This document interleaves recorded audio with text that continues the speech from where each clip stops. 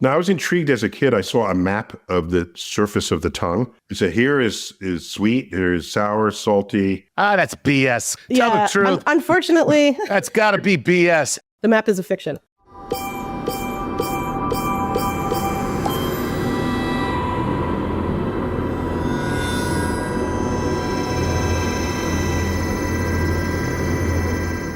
This is StarTalk Special Edition.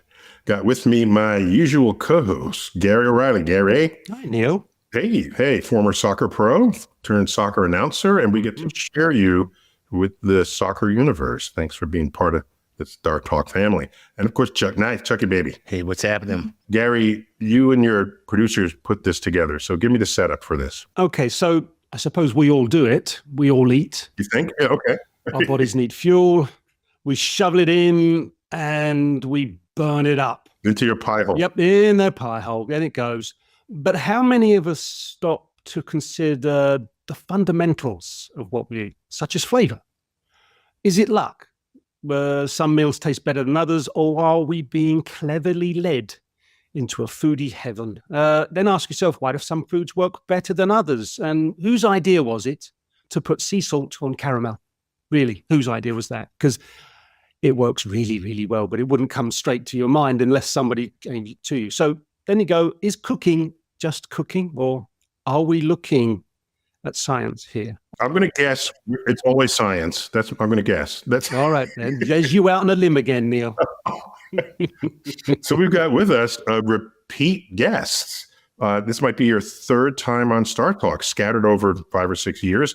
Ariel Johnson. Ariel, welcome back to StarTalk. Thanks so much for having me back. You have the coolest designation as a flavor scientist.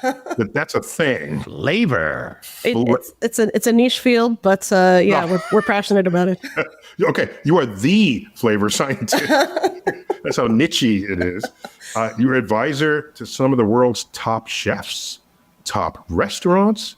You have a PhD from none other than UC Davis, which has I know about their wine division, but they also have a food division there? They do. I was actually in the wine department because they have a really strong experience with the science of flavor. So do I. Yeah. But that's enology, isn't it? That's viticulture and enology. Yeah. And you're co-founder of the Fermentation Lab, which sounds a little weird. It's better than the Fomentation Lab, I guess.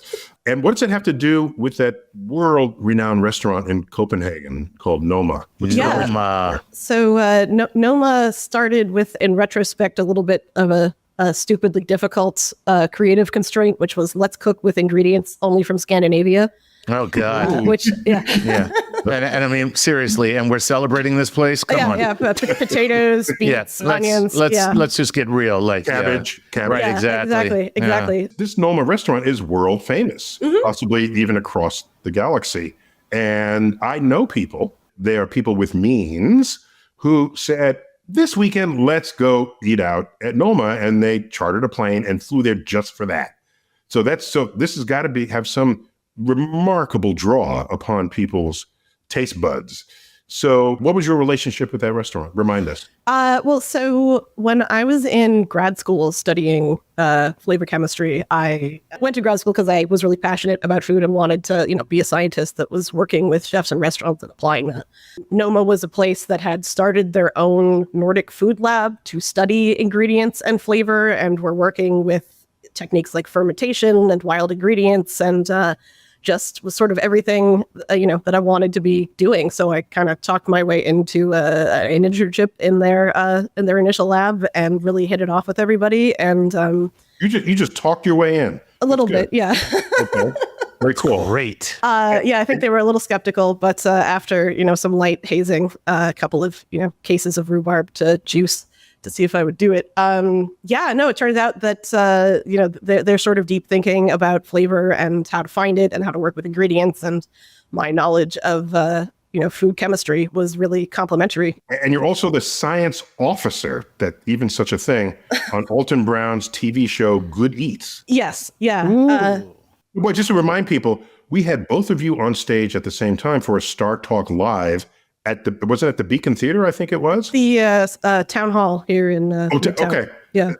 And it was some years ago. So we've been exposed to you before. Is that relationship still exist? Good Eats isn't in production right now, but Alton was actually kind enough to come and do my initial book launch event here in New York at Rizzoli Bookstore. So Is that the Flavorama book? that is the Flavorama book. I have it. This is the book Oh my God. I wrote. That's cool. And when did it come out? This came out in March, so it's been about 3 months. March 2024. And subtitle, A Guide to Unlocking the Art and Science of Flavor. Can't argue with that. I mean, come on now. Oh, yeah. Everybody loves flavor. Right. Yeah, they do. They do. Everybody loves flavor. Tell me, are you helping to create meals for a Michelin star restaurant so that they keep their star? Or did they not previously have a star? Until you Because of arrived. What kind of investment they then earn one or more of their Michelin stars? We need another star. Go get Ariel.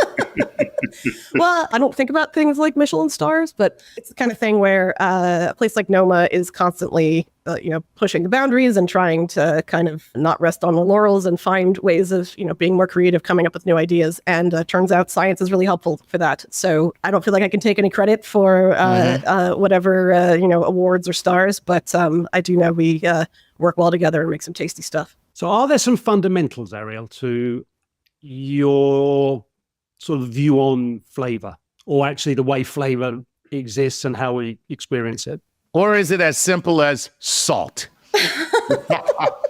It often is, but not always. So, going back, we agree, everyone loves flavor, and they do. It turns out that everyone loves flavor, but no one really understands what it is or how it works. But fortunately, in the sciences, we do actually know that information just hasn't crossed over. Crossover, I like that. Because the science of the rest of the world, has it crossed over? I don't know. But Yeah, well, scientists are up on it. Yeah. The walled academic garden. Yeah, so the first things I like to bring people up to speed on is that flavor is molecules. So, everything that you experience as a flavor started as a molecule that binds with one of your many receptors. Flavor is an experience created by your brain. Flavor is mostly the senses of taste and smell, and those are our two chemical senses. So whereas vision is sensing light, and hearing senses pressure, vibrations through the air. We call that sound, by the way.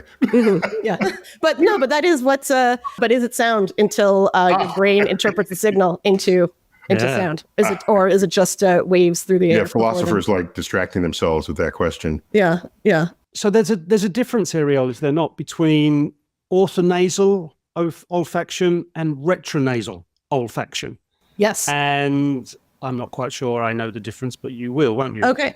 Yeah, I do, fortunately. So flavor is taste and smell. Most people understand that flavor is taste because all of flavor feels like taste. It's, happening in your mouth. When I tell people that flavor is also smell, and in fact that smell is like probably a larger part of flavor than taste, that's kind of a hard sell for people. I thought people knew that if you hold your nose, you don't taste your food. We won't do that as an experiment. Some people know. Yeah, no, and it's a good experiment, especially now that more people have had COVID. I was going to say a better analogy is to have a cold. Exactly. Just think how you feel about food when you have a cold. And the reason is that normally you can't smell things, and so food isn't nearly as appealing. Yeah, so as flat tasting as food is, that is actually flavor with only taste, flavor without smell. Without smell, tastes themselves are very flat. So yeah, the tricky way that smell is a part of flavor. So first off, while we're eating, our brain tricks us. We experience smell, but it doesn't feel like smell. It doesn't feel like it's happening in our nose. We'll be perceiving smells in our nose, but it's a pretty famous psychological illusion, actually, that that sensation gets kind of moved so that you perceive it as happening inside your mouth. So if you were to take a jelly bean and chew on it with your nose closed like that, and then open your mouth, you'll feel like the kind of fruity flavors of the jelly bean bloom on your tongue. It's actually happening in your nose, but it's sort of translocated in your brain to the mouth. The brain just never telling us the truth. Your brain is always a liar. Yeah. Well, I think it's important to know, what's perception, what's reality, how are the two related. Big fan of that. I mean, the other thing is when you say smell, most people think like sniffing. So like, oh, you have a plate of food and there's smells coming out of it, and I guess you sniff it before you chew it. I mean, you do, but yes, there's actually two types of smell, two types of olfaction, as Gary mentioned. Sniffing is orthonasal olfaction, so it's ortho because it's normal forward, the front of the nose. But since your nasal passages in your throat is basically just a tube, air can go in through the nostrils, but air can also travel from your lungs out. And so while you're chewing your food, it's full of volatile molecules that are able to float through the air, and they just sort of float up the back of your throat. Normally, when we think of the word volatile, we think of something that would ignite into flames or a person who is otherwise unstable. But I think when a chemist used the term, they're just referring to molecules that will readily evaporate from wherever they were. Yeah, so molecules that are kind of light and unsticky enough to be gaseous some of the time. But retronasal olfaction. Every time you have food in your mouth, every time you're chewing, every time you're swallowing, you get these little puffs of sort of scented air that go up the back of your throat and into your nose. And those volatile molecules can bind with your olfactory receptors, and then you're smelling as you're chewing. Now, I was intrigued as a kid. I saw a map of the surface of the tongue and where so here is sweet, here is sour, salty, whatever. Was that just... that's BS. Come on, tell the truth. Unfortunately... That's got to be BS. There we go. Yes. So unfortunately, the map is a fiction. You don't have many taste buds in the center of your tongue. So the only thing I could conclude was that if I put flavors in the center of my tongue, I did not taste it. I found that to be so. Taste buds are like much more concentrated along the kind of edges and tip of the tongue. Okay. So I wasn't entirely misled by it. No. But unfortunately, it's not quite as tidy as having like the sour area. Because it was like way tidier. I said evolution is not this tidy. It kind of makes sense when you look at the construction of your mouth and eating. So along the edges is where you chew. And the first taste comes in through the front of your mouth. So that's the tip of your tongue. So it would make sense that that's where you would want to stimulate taste the most. I got a good one for you. I forgot what two cities I was between when I was giving a public talks. And I had a driver, and her name was Taylor. I think if I'm remembering that correctly. We had a whole chat about all kinds of things. And she used to work for FedEx, but then drove trucks. And then like big trucks, and now she became a driver, like a car service driver. So and she knew I was a scientist. We just started talking sciencey things. And she said she made a discovery. And I said, and she told me the discovery. It's like, whoa, I'm going to try that. So here's her discovery. She eats her hamburgers upside down. You mean hanging upside down like a bat? No. I don't think that's what she meant. If you invert the hamburger and you bite it, all of the toppings you put on the pickle, the ketchup, the cheese, that hits your tongue sooner than it otherwise would if it were face up. And it made sense to hear it, but then I tested it. It's like, yes. I don't have to keep swishing around the food to get to my tongue. See, I have a better way of doing that because this is how I do it. I just put all the condiments on both buns.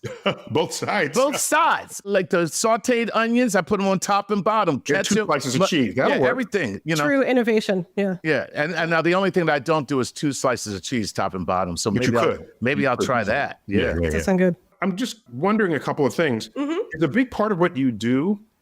I think this is what drives modern chefdom, is not just what a flavor is, but what a melange of flavors might be, and what insights you might have in combining those flavors to come up with something transcendental. A lot of restaurants now are much more like seasonally driven and are interested in things like local produce and things that peak and change with the seasons, and figuring out the best way to kind of express the flavors of all those ingredients and put them together. I thought it was odd first time I ate at a Chinese restaurant, and there were food items called sweet and sour or hot and sour, sweet and sour. And when I'm thinking to myself, do I really want sour with my sweet?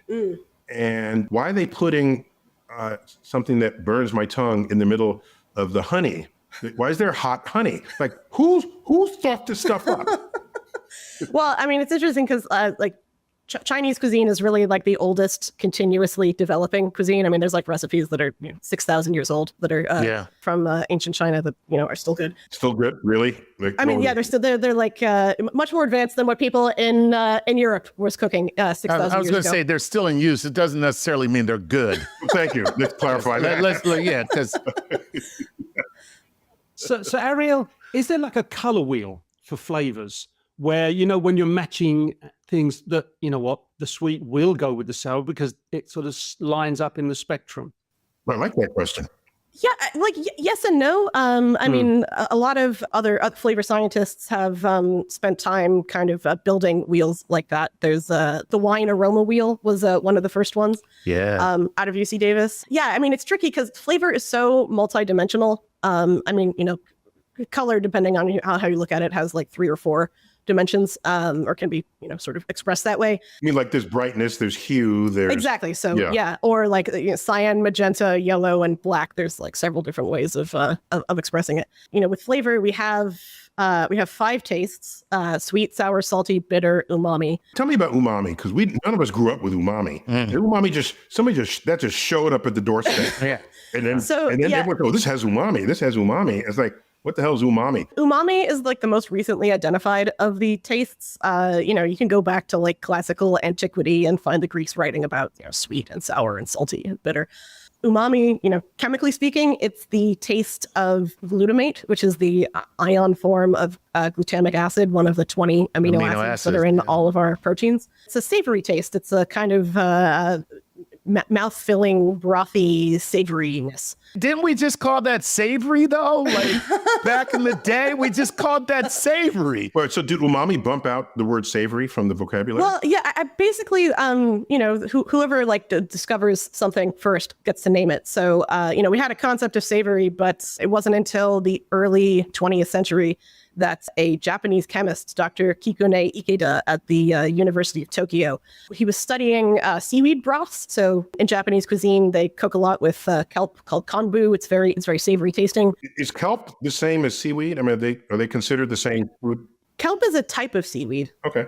There are, there are brown seaweeds, red seaweeds, various macro algae, things like that. But kelp is a particular type. So konbu, it's actually like a very it's like one very long blade or leaf. We've all seen kelp forests underwater. Exactly. I think it was even in Finding Nemo, so that meant it's really... It's legit. Yeah. It's legit. So he was studying these broths and sort of concentrating them down until he eventually purified the savory component in them, which was glutamate. So he identified it as glutamate and then, called the sensation of pure glutamate umami, which comes from umai and mi, which means delicious flavor, delicious taste in Japanese. Oh, I thought it'd be something deeper than that. Yeah, so that was around the turn of the century, but it took about another 80 or 90 years to actually find the taste receptor for umami. So there was some controversy throughout the 20th century as to whether it really exists. Is umami a real taste? Does it just enhance other tastes? What is it? But then we know what the umami receptor is. It's been well characterized, so it's kind of now officially enshrined as one of the basic tastes. Wow, that's fascinating. As you've discussed with us just now, you've mentioned the ancient Greeks, you've mentioned the Japanese. If you had the same plant, same protein in Japan, would it have exactly the same flavor were it in Eastern Europe around the Mediterranean? Or is there some way that's varied the flavors that come out of? Well, are you talking about a variation in the plant or a variation in regional taste buds? In the flavor itself, will the environment and then maybe the food chain that's involved, if it was a predator, would that change? I guess there's 2 ways of looking at this. One, if you drink wine, they talk about the concept of terroir, which is kind of, sometimes it's described to just like the taste of the rocks and the soil, which isn't really how it works, but it is like the taste of place. So, they have a lot of clones of grapes. There's Pinot Noir clones that are genetically identical. And if you grow it in the Sonoma Valley versus in, New Zealand, they're going to taste different, even though they're genetically identical. Yeah. So phenotype. So, the way that an organism, appears in his constituent. I'm going to add to that, Ariel, since you hung out at UC Davis. Sure. Maybe there's something about this. I like French wines more than I like Italian wines, but there was nothing greater than the taste of an Italian wine, a Tuscan Italian wine that I had in Italy, in Tuscany, on a ravine, overlook. I mean, just that wine. That was psychological, man. You were sitting there like, damn, I spent a lot of money to be here. This better be worth it. Exactly. Basically, the composition of any organism, chemically, biologically, is going to be an interaction of its environment and its genes. So growing the same plant or, animal or whatever in two different locations will make it chemically different depending on how it responds, and then it'll taste different. Okay. If you had exactly the same fruit, two of the same fruit that you cloned, not cloned, but like replicated, so they were chemically and biologically identical. And At Star Trek, they use the replicator. Exactly. In two different locations, two different people with different experiences with food wouldn't necessarily have the same eating experience of them. We use our sense of flavor to kind of figure out what to eat to not die, but also to, fuel ourselves and, hopefully increase our quality of life. So we use, both taste and smell to help us with that, but we'll use like any context cues that we can find to figure out if this thing that I might be eating, is it a good idea or is it a bad idea? And so, we're actually wired to kind of build up a bank of those memories and experiences and kind of pull them up the next time we taste something and be like, okay, have I tasted this before? Did I have a good time? Did I have a bad time? Do any of you guys like root beer? Do you drink root bear? I used to. Like when I was a kid. to. Yeah. Garrett. Yeah. So, root beer is a very American drink. It's got, kind of herbal flavors with some kind of wintergreen kind of stuff going on. Yes. In Europe, they don't really use those flavors for food. No. In fact, that kind of root beery scent flavor is most prominently used in bathroom cleaning products. And that's why we don't drink bleach here. Unless you're listening to a certain former president who knows how to cure a certain kind of disease. Please don't do that. But yeah, no. I have European friends that have come to America and tried root beer, and they're like, "This is absolutely disgusting. This tastes like a toilet. Like, why would you drink this?" There's an antiseptic ointment. Okay. Tastes exactly like root beer, which is amazing. Good to know. Yeah, you're tasting your ointment. No, it smells. Smell is very much the case. Yeah. So you've experienced that, aroma experience before, but not in a food context. It's in a very much not like a non-food context. Yeah. So it's possible to like override that by exposing yourself repeatedly to a new flavor in a food way, but without deliberately doing that, people are going to have bring different experiences to their immediate surroundings and interpret flavor differently. So cool. Okay, so now we all agree, I think, in spite of the raw food movement, that most of us like our food cooked. Not only does it change the texture, but flavors rise up in ways that were not there with the food remained uncooked. So when I think of heat, I think of breaking apart molecules, not bringing them together. So are there complex molecules in uncooked food that somehow manifest flavors once the molecules break apart? Oh, yeah. I guess to a chemist would think of heat as like molecules moving around faster. So, when they move faster and collide, they can break apart, but they can also kind of stick together. It's like if you threw a bunch of Legos in a clothes dryer and let it go. If you had a Lego figurine. At the end, you have a pie. But they do stick together. But at the end, you have Megatron. Exactly. Or, something less ordered, but stuck together in a different way. So, yeah, if you think of like a steak, as you cook it, first you'll get reactions between the oxygen carrying molecules in the muscle, the heme and the myoglobin. There's like a little iron atom, and iron is quite reactive. That will react with some of the cell membrane lipids in the cells and create that kind of like cooked beef flavor. And then as you continue heating up the outside, you'll start to generate reactions between sugars and amino acids. There's like trace amounts of both in the kind of, meat juices, essentially. And that will create the Maillard reaction, which is a lot of people's favorite food chemical reaction because it creates the flavor of well-seared steak, but also chocolate, roasted coffee, toast, brown butter, butterscotch, things like that. So any kind of delicious, toasty, nutty, brown flavor comes from that Maillard reaction. I did a lot of cooking in my life, and I would say 1 out of 20 times something happens by accident. And of those accidental times, maybe 1 in 10 of those is, hey. And so how much of what we count as cuisine really came about by accident? Somebody made a mistake, or somebody was missing an ingredient and they had to grab something else off the shelf and invented an entire new taste experience. Yeah, no, I think a lot of it comes from that, both from from messing up, from adapting to straightened circumstances where you can't cook what you know how to cook, and also I guess just the right proportion of weirdos that like to mess around with things on purpose. Well, now I'm wondering about your PhD. Who's like, was that just you just walked into a kitchen and made stuff up? I guess I like to think of it as like guided making stuff up. Okay. Organized chaos, Organized like chaos. soccer. That's the best word. So when you make a reduction in a sauce, why do the flavors become that much more concentrated?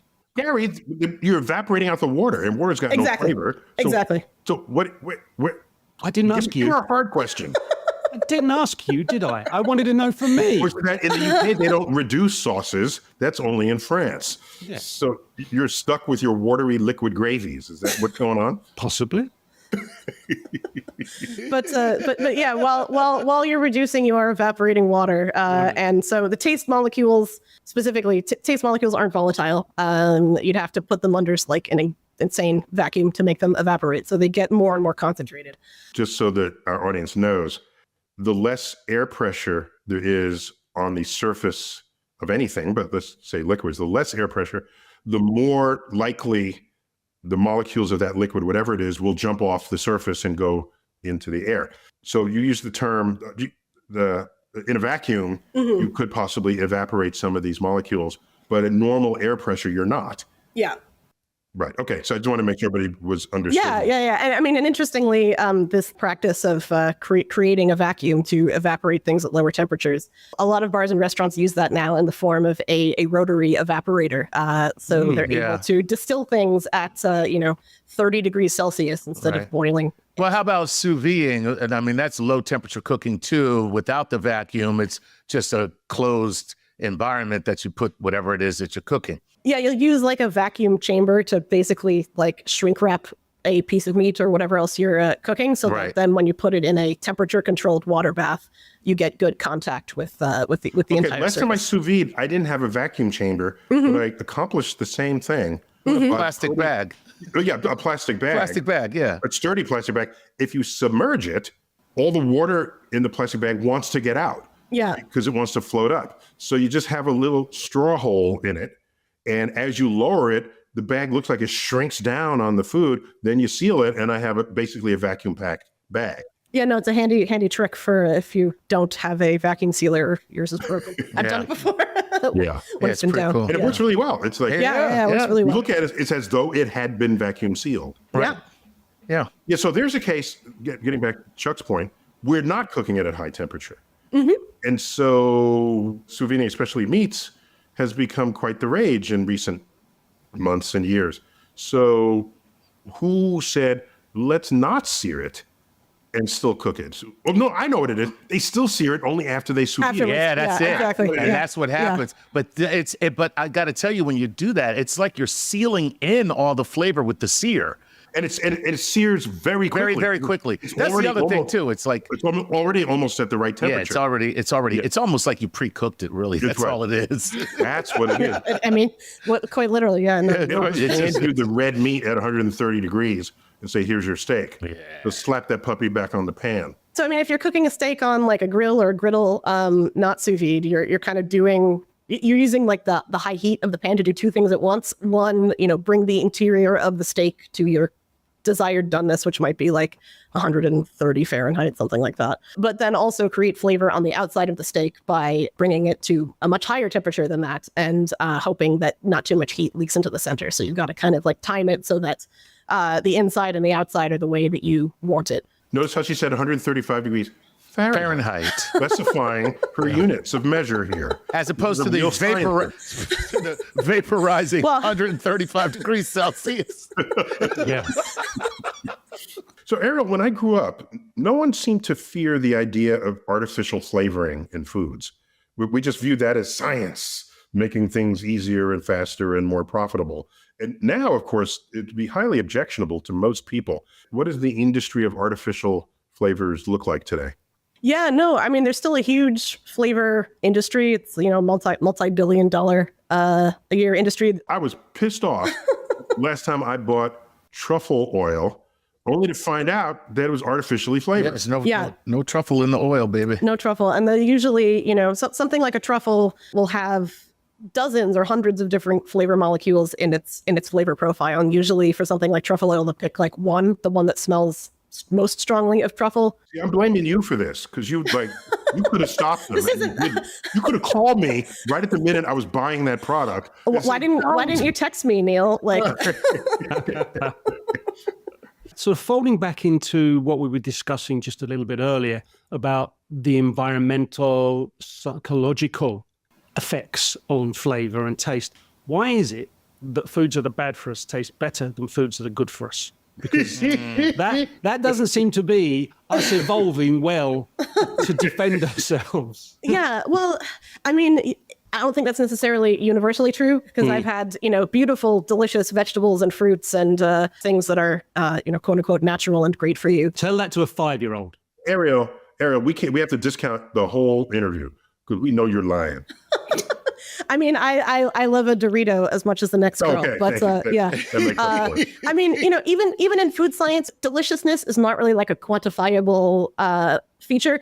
Palatability is. So, we'll often talk about highly processed foods with a lot of flavor added as being highly palatable. So, it's not so much that it is the most delicious thing that can be achieved, but that people tend to enjoy it and eat a lot of it. So, yeah, on the one side, you've got this feature of that, processed, shelf-stable, or long-storing foods are much more profitable than fresh ones, and so there's a lot of money put into making them as palatable and sensorially interesting as possible. On the other hand, you've got agronomy and plant breeding and agriculture. For the whole 20th century, we've basically been breeding all of our fruits and vegetables to be, higher and higher yielding, grow faster, grow more uniformly. And prettiness, they got to be pretty too. Exactly. We don't want no ugly fruit. Yeah. No. And, if you compare an heirloom tomato that's sort of like bulbous and novelty to a perfect supermarket tomato, one is definitely easier to look at than the other. But yeah, I mean, essentially a huge amount of time and money has been spent into basically optimizing everything except flavor in plants and ingredients. Like if you look at like just corn, if you look at corn from 200 years ago, you will not recognize it. It just doesn't look. Go back to caveman days. There were these tiny little corn stalks. Teosint, the original ancestral corn. Yeah, right. So, Ariel, before we turn this over to our Q&A section with our Patreon supporters, because we told them we were going to talk to you. Nice. And questions just flowed in like rivers. Just give us a quick overview of your book, Flavorama, and who published it? HarperCollins. HarperCollins. Harvest division of HarperCollins. It's really giving you the lay of the land and the tools that you need to understand the science of flavor well enough to improvise with it. So I think a lot of science books about food can take a kind of like bossy tone of like, well, this is the right thing to do, or oh, this is correct. And I think with cooking, what you love, what you find delicious is really up to you. So I'd rather give people the tools to figure out how to achieve that easily. Love the idea. Right. So this should be in everyone's kitchen, is what you're saying. I think so. I think it will help. She's definitely saying that. She is definitely saying that. That without a doubt. She's like, not only your kitchen, it should be in every kitchen of every person you know. Buy it for your friends. Right. I spending time working with chefs in different restaurants who were like really skilled at what they do, but like didn't have a background in science. I found myself explaining a lot of the same concepts over and over again and saying like, oh, I wish I could give you a book. That's the surest force operating on book writing. That's how it happened. Let's pivot this to our Q&A. Okay, so seeing as Noma is in a Scandinavian country, let's visit that particular region. Frederick Johansson, hello, doctors and lords, for those who wish to be appropriately titled. Frederick from northern Sweden here. Famous dish in Sweden is surströmming. It's fermented stinky herring. When I was younger, I hated the smell and taste, but after trying it over the years, I today believe it's the most delicious food in the world. Well, that's quite a turnaround. Yeah. How can someone's perception change so drastically? Is there then an evolution in our tastes and flavors developing over our years as we age? Yeah, absolutely. So I guess surströmming is a pretty extreme example. For those who haven't tasted it before, it comes in a can that's sort of bulging because of all the fermentation gases. It looks like a bad idea. Listening. It sounds explosive. She's opening it and you throw it. No, it's recommended not to open it inside because when you put the can opener through, you can emit a jet of concentrated juices. So yeah, it's just getting the food is an extreme sport. There's a health warning on the can. Yeah. I think so. I've been around a can. I haven't tasted it myself because it was really too much for me. Which I guess I need to remedy now that I'm braver than I was then. Yeah. But so surströmming, I've heard the tastes compared to dirty diapers. Okay. It's really an intense experience. But there are other things that most people don't enjoy when they first try them. They come to love. I used to work with someone whose favorite T-shirt said, "What's that smell? It's either bad meat or good cheese." So there are processes, especially in the fermented foods, that microbes can do. In the American South, a food that resembles this story arc is chitlins, right? This pig intestines. Boiled for half a day, but seasoned. Yeah, and and I will never eat it. And my mother used to make it all the time. My grandmother made it, and I called it slave food because that's what it is. And I was like, I'm not eating it. You know why? Because if a pig came into your house and took a dump in your kitchen, that is what chitlins smell like.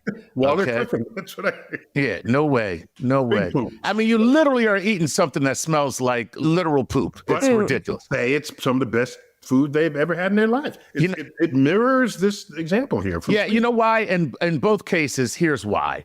Because at some point, your brain capitulates and accepts the abuse that is being heaped upon you. So in Frederick's case, this is just kind of like a stinky fish Stockholm syndrome. At some point he's just like, this is actually good because, all those years of abuse as a child being made to eat it finally caught up with him. That's, yeah. Okay, you get that off your chest? Yeah. Like the confession here for Chuck. I mean, so yes, those are two excellent examples of acquired taste. But then, I mean, even something like a strongly flavored cheese, like a Camembert or a Limburger, if you compare that to milk, it's horrifying. It's like, well, milk should not smell like that. But then, we're basically built as humans to be skeptical of new things. But then once we eat something a few times and don't get sick and kind of record that sense memory as a positive one, we can develop a taste for just about anything, actually. And Ariel, the day I knew I was grown up was the first day I realized I liked blue cheese. There you go. I said, I'm grown up now. That's I remember at one point I was 18 and I got a sudden craving for olives, despite having hated olives every other time I tasted it. Right? Yeah, they're bitter, they're pungent. So not when you start drinking martinis at 12. That's all I'm saying. Okay. I keep going. Who's next up? All right, go ahead, Gary. Hello from North Vancouver. Please visit. Is it possible to genetically make vegetables taste more appealing, like a chocolate flavor or Oreo flavor? Yes, I am Canadian, so put the letter U, some words, because U matters. That's how we see it. Yeah, well, so I have friends that are, synthetic biologists that do exactly this. Not so much with vegetables, but it is definitely possible to, most, since flavor is molecules. But I just have to clarify here. Mm-hmm. Nowadays, when we refer to someone as a synthetic biologist, they're freaking making life, right? They're genetically modifying organisms. Mm-hmm. But the GMO got a bad word in recent decades. Yeah, exactly. So you found another thing to call them. So it's not that the biologist themselves are synthetic. They're real, but they're making synthetic food types. Yeah, well, I mean, one famous example, and I think this is actually in use in the flavor industry, is that once you figure out the kind of enzymatic pathway that's a plant like vanilla or rose uses to make one of its flavor or smell molecules, people have tried, inserting those genes into a yeast and making a fermentation that's kind of like brewing beer, actually, but the end result is a lot of flavor molecules. From the beginning, not added later. So Exactly. Clever. So you basically brew up vanilla flavor and then purify it out of the sort of yeast soup.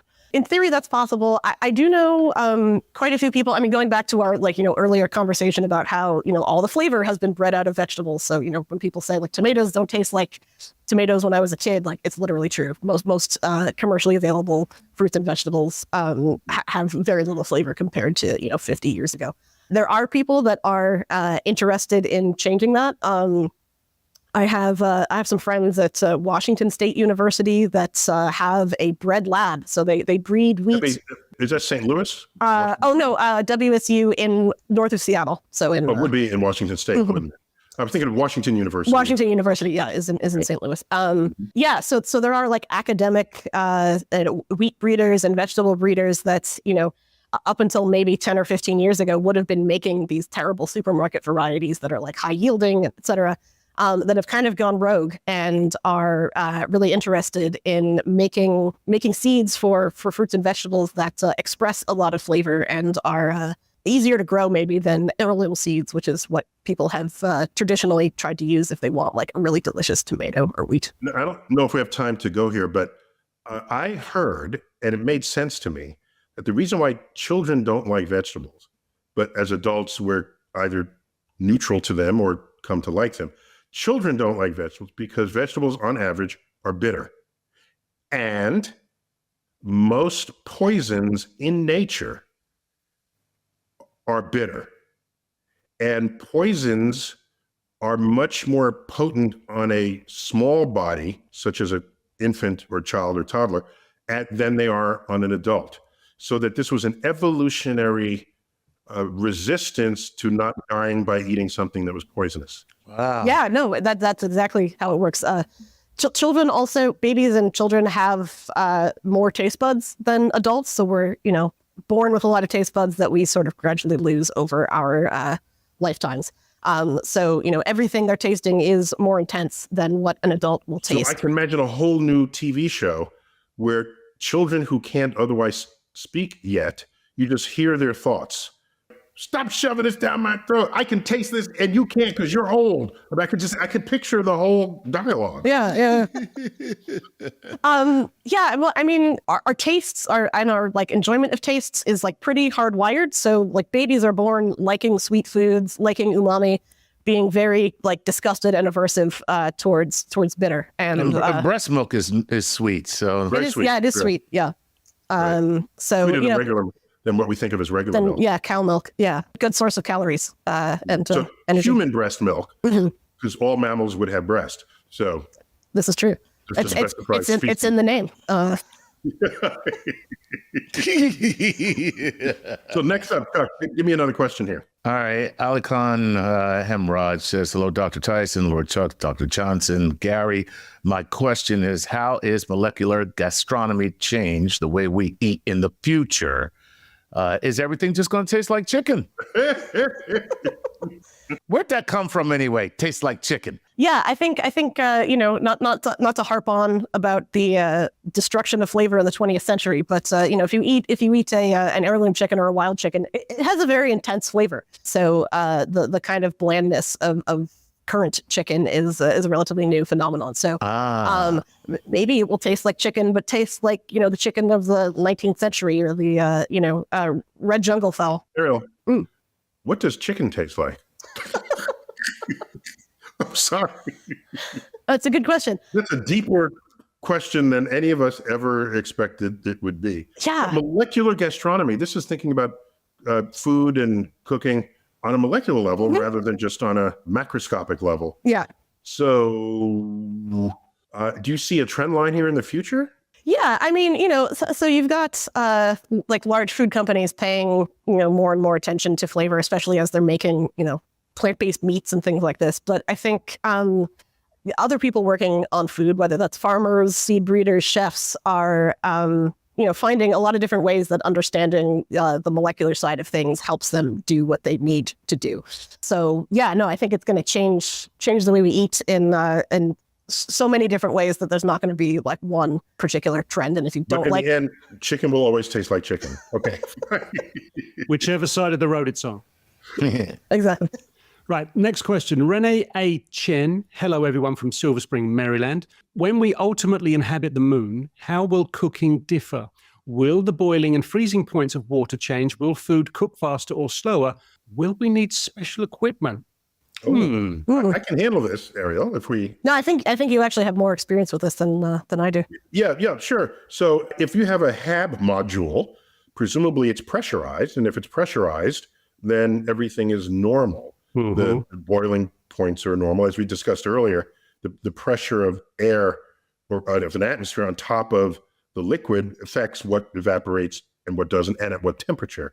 So now the fact that there's lower gravity, I don't know that gravity matters much, Ariel, in food preparations. What do you think? I don't know for cooking. I know that for people that have been trying to research growing food in microgravity, water has such high surface tension that it's sticky in a way that most plants are not used to dealing with. So in terms of growing food, definitely. In terms of cooking, probably not so much.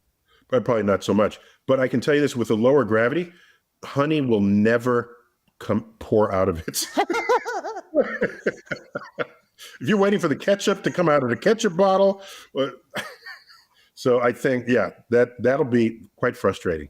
But if they don't pressurize the cabin, that's the old running joke. The restaurants on the moon would all be fascinating, but they'd have no atmosphere. Yeah. Well, I guess you wouldn't have barbecue outside, would you, on the moon? Well, you could have barbecue, provided your source of heat does not require oxygen. Yeah. So there's no flame. Hard to get all those smoke flavors from wood without mixing some oxygen in. So. Yeah. Okay. One more. Let's see if we get one more in here. Willest74. Hello, doctors and comedic lord.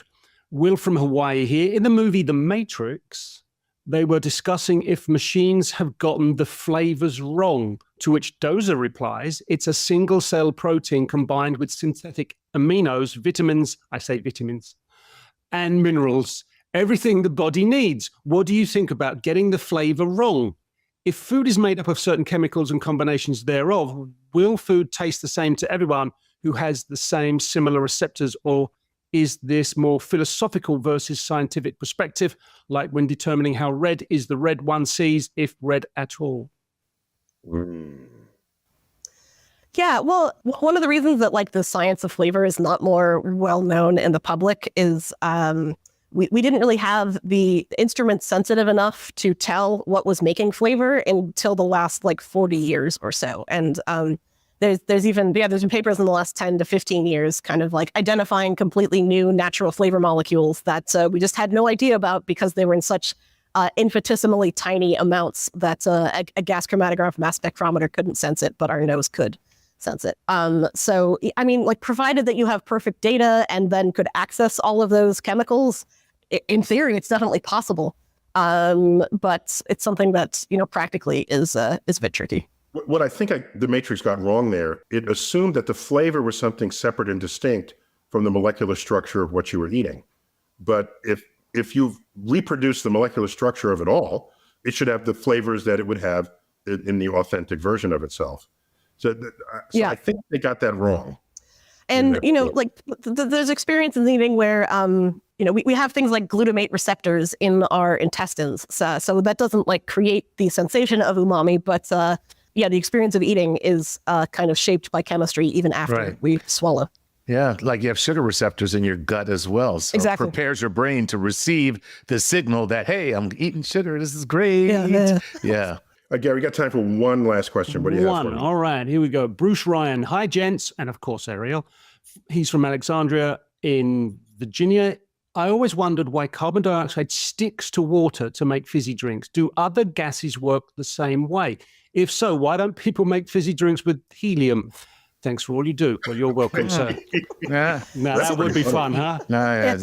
So carbon dioxide sticks to water because gases are able to dissolve in water, and all gases, I think, are able to dissolve in water. Beer gas. So if you're setting up a tap system at your restaurant and using gas to dispense it, is usually a mixture of carbon dioxide and nitrogen or nitrous oxide. Depending on what beer you're pouring, you'll use like a slightly different ratio. So that like really creamy head on a Guinness is often because there's like a lot more nitrous oxide in the gas. But of course, carbon dioxide and nitrous oxide have different flavors. Nitrous oxide is kind of creamy. It's got that sort of like whipped cream smell a little bit. Well, I thought that was laughing gas. Isn't that nitrous oxide laughing gas? Yes. Am I misremembering yes. So there are also recreational uses for whipped cream devices.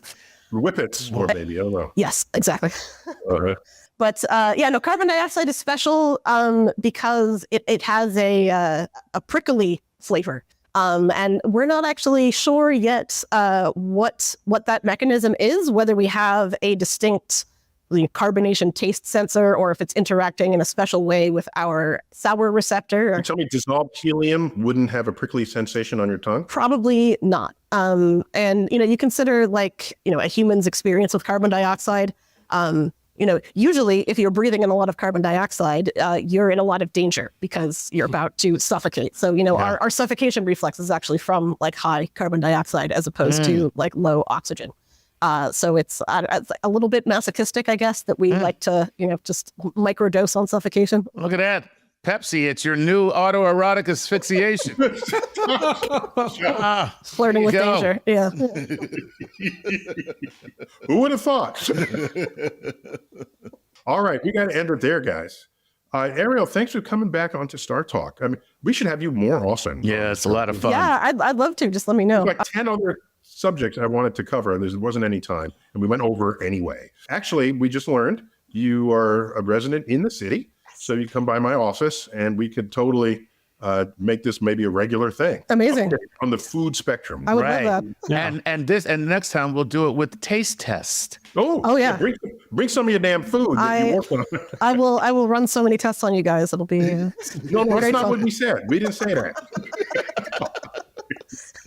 You have to take the test and then we can eat some fun things. Yeah. All right, Ariel, delighted to have you back on, and watch out for her book, which hit the stands just a few months ago. Flavorama.